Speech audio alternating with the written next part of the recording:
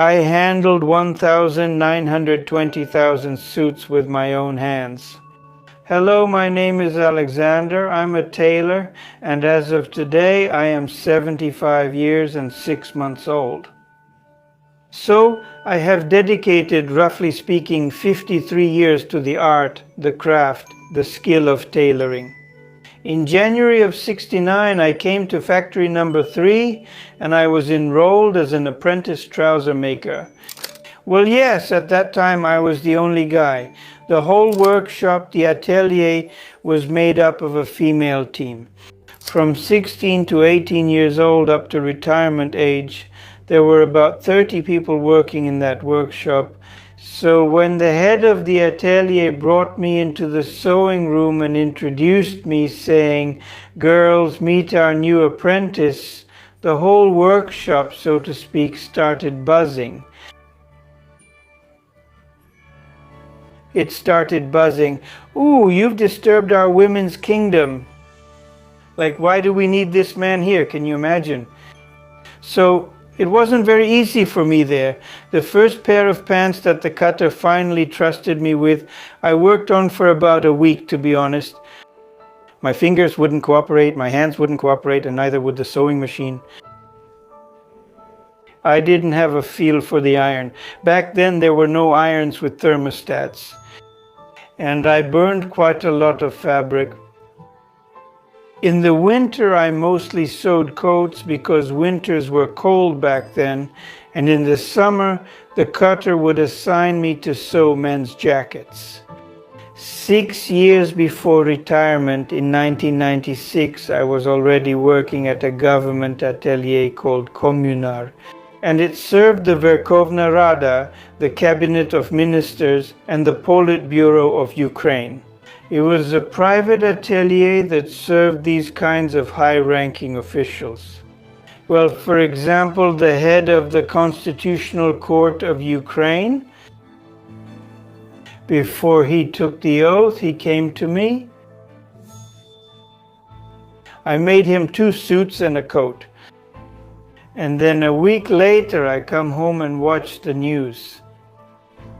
And on TV in the news, they show the head of the Constitutional Court taking the oath of allegiance to Ukraine in my suit. But I retired in 2002. Did you leave that atelier when you retired? Yes, I had to quit. Why? Because the first location was closed for major renovations. I had to travel to the other side of the city. They already made it clear to us, hinted that we're already retirees and that nobody needs us anymore. And did you look for a job after that? Well, of course, the first reason is the low pension and my financial situation, as a retiree. I can still do something creative. So the atelier didn't hire me. They said they needed young football players. You understand, at first when I retired, there was still a circle of clients, a certain group of people that I'd built up back in those years. That's life, that's how it turned out. Some people passed away, so gradually it all faded away. I used to ride the subway myself. Well, I'd get out of the subway, and there, in the underpasses near the subway, people would stand and offer their services. Well, what kind of services? Plumber, electrician, painter, plasterer, builder. Well, and when I started to feel that my financial situation was really tough, I decided to try it too. Why not? Yeah, because you always want to eat. Yeah, I had a sign. It said very simply, "Tailoring men's clothing," or there was a second sign, "Tailoring men's suits."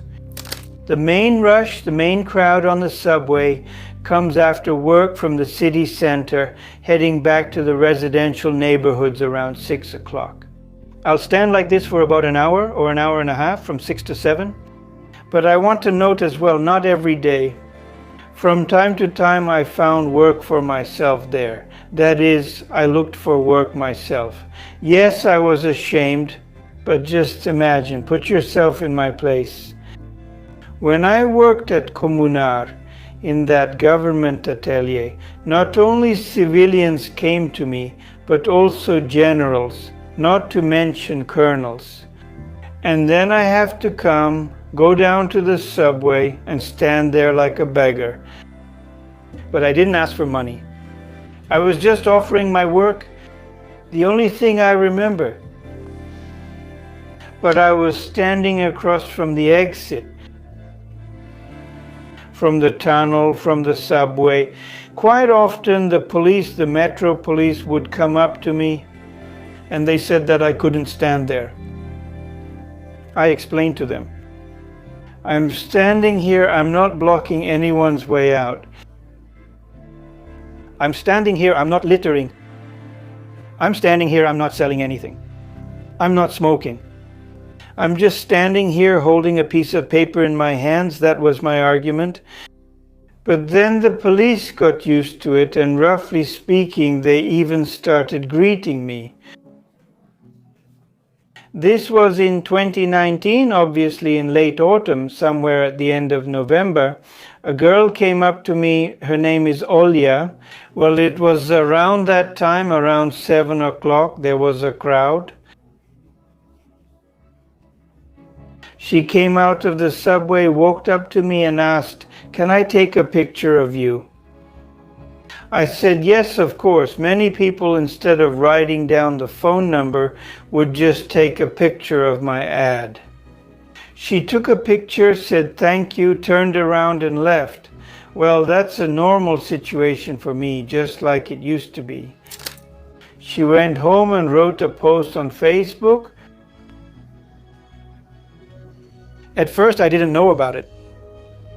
And there she said, oh, if only he had more work to do.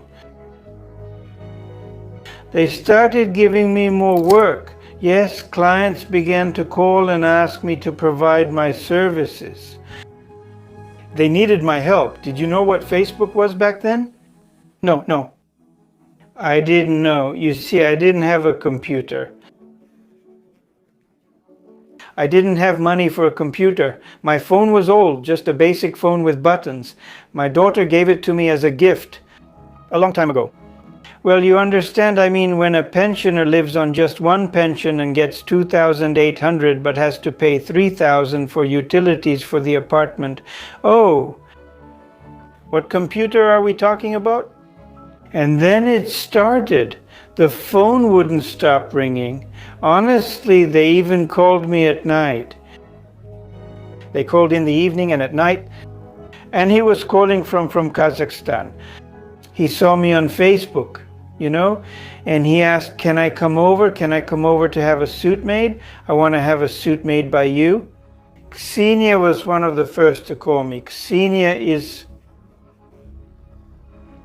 the owner of the atelier. It's a boutique atelier. She called me and suggested, Alexander Fedorovich, let's meet. We have a lot in common, and we can find common ground. And we can help each other. I agreed. There. I think the next day I already got dressed and went to her studio. I showed her what I was capable of, what my level of skill is. There. But Ksenia immediately came up with an idea. It was her idea. She said, Alexander Fedorovich, let's set up an advanced training school, or we can give master classes. She advertised and immediately gathered a group. It consisted of 6 people. Yes, and we held classes. But it was a continuing education school that met on Sundays. That's it. Then I taught them how to draft pants, how to make a pattern directly on the fabric. So we graduated the first group. During that time, a second group was formed. All of this was disrupted by the coronavirus. A very strict lockdown began. There were restrictions. The subway was closed. Public transportation stopped running. Did you continue teaching some students at home? Yes, please come to my place. I will teach you at home, tell you everything. Yes, that's how it turned out. I still continue to sew costumes to this day. Well, if there are people who want to, The only thing is, it's already hard for me because my eyesight has gotten much worse. Also, I want to say that I did end up getting sick with the coronavirus. So somewhere around December, I got sick with the coronavirus, and it was quite a severe case. After the illness, I felt that I started getting tired very easily. I get tired quickly and I get very exhausted. That is, I need to sit down somewhere, lie down. After all, I'm 75 years old. That's it. More than half of my classmates are already in heaven. But what I like most about my work is this element of creativity. But tell me, isn't that unpleasant? Well, you take, roughly speaking, a piece of fabric, throw it on the table, cut it out, and sew a garment. Whether it's pants or a jacket or a coat, you put it on the customer, you put it on the client, and he is extremely satisfied. And he expresses his thanks to you. He says that he could never buy something like this in a store. So it's this very element of creativity when you make something with your own hands and it's something that's in demand. It turns out that I've made about 1,920 suits, all of which have passed through my hands as a high-class master. All he needs is a needle, scissors, a sewing machine, and an iron. And nothing else is needed. Making suits is my religion. Some people go to church, they bow, they pray, they practice their religion. It's the same for me when I take this fabric in my hands. I also pray a little to God. I ask Him to help me in my work. You know, being a tailor is quite a profession. Even Mikhail Shufutinsky has a song about a tailor, about a man who sits and sits at home, spending all his time sitting. In this song he asks, "And who will sew for you if I die?"